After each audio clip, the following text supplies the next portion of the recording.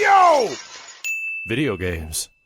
What up, dudes? It's Matt here from YoVideogames. We are finally at the end of my E3 predictions road, and just like the mainstream media, I'm talking about Nintendo last.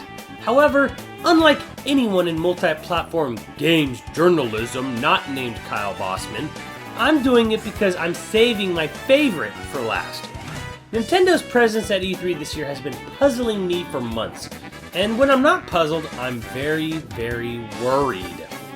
In the last couple of months, Nintendo has clarified that there will be no Zelda at E3, no quality of life announcement, no NX announcements, and no detailed plans for mobile games. So what exactly is Nintendo going to be showing? Well, I think the truth might be right under our noses. In the E3 announcement video, I think we got a taste of things to come.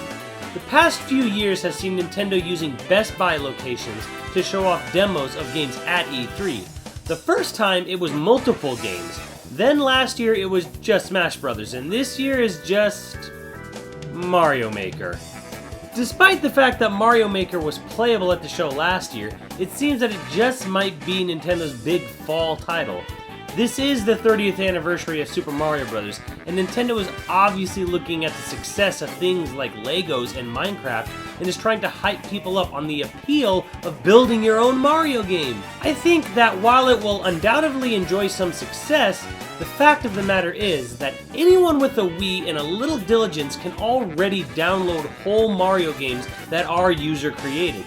The Wii was a hacker's paradise, and beyond just Project M, there was also many custom-made games using the new Super Mario Bros. Wii engine. Not to mention that custom-built Mario games using classic games as a base has been widely popular on the internet for decades. I feel that Mario Maker is cool, but might ultimately suffer the same fate as Darkstalkers on PSN and 360 did. Nintendo trying to cash in on something that people have been doing online for free for years. Yes, I think the game is neat, but it's about 15 years too late.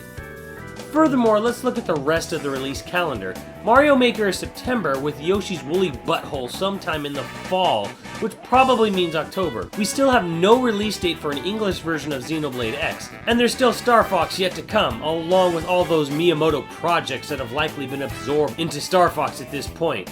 My prediction for Nintendo is this: Mario Maker is September, with continuous promotion and rollout of features similar to Splatoon over the holiday season. I imagine a contest will be involved as well over who can make the best Mario game. Yoshi's Woolly Butthole will release in October, and Star Fox will be their big November title. Xenoblade X gets pushed to a holiday release at the show and won't actually arrive until January or February.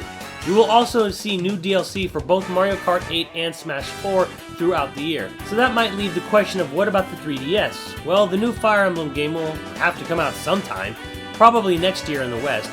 After exhausting Mario, Zelda, and Pokemon on the system, I'm not sure what else can be done on it. I would love a surprise Metroid title, but I don't think it'll happen. While it may not be in the Direct, I do expect to see some mobile games. Remember, Nintendo is set to launch 5 mobile titles this fall, and if you think the release list of the Wii U and 3DS is lacking a big killer app, it's because Nintendo's real killer app this year are literally fucking apps. Despite all our collective groaning, Nintendo is probably going to make fucking bank on its mobile titles, and that will keep their profits up nicely. So where does this leave the Wii U in the future? Where are all the big titles? A new Metroid, an original project from Retro, even Animal Crossing? I think that fans need to come to realize that the system is dead, and Nintendo knows it. See, Nintendo isn't Bernie Stolar stupid, and would never outright admit it, but any major projects for the system are guaranteed to lose money for the company.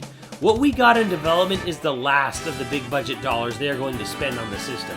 We still got quirky titles like Devil's Third and Fire Emblem Cross Shin Megami to float Nintendo through this year and next. But beyond Zelda and Star Fox, there is really no sense in spending that kind of money. This is why Mario Kart 8 and Smash 4 are getting so many updates, because it's a much cheaper way to keep people paying and playing some of the only decent sellers on the system.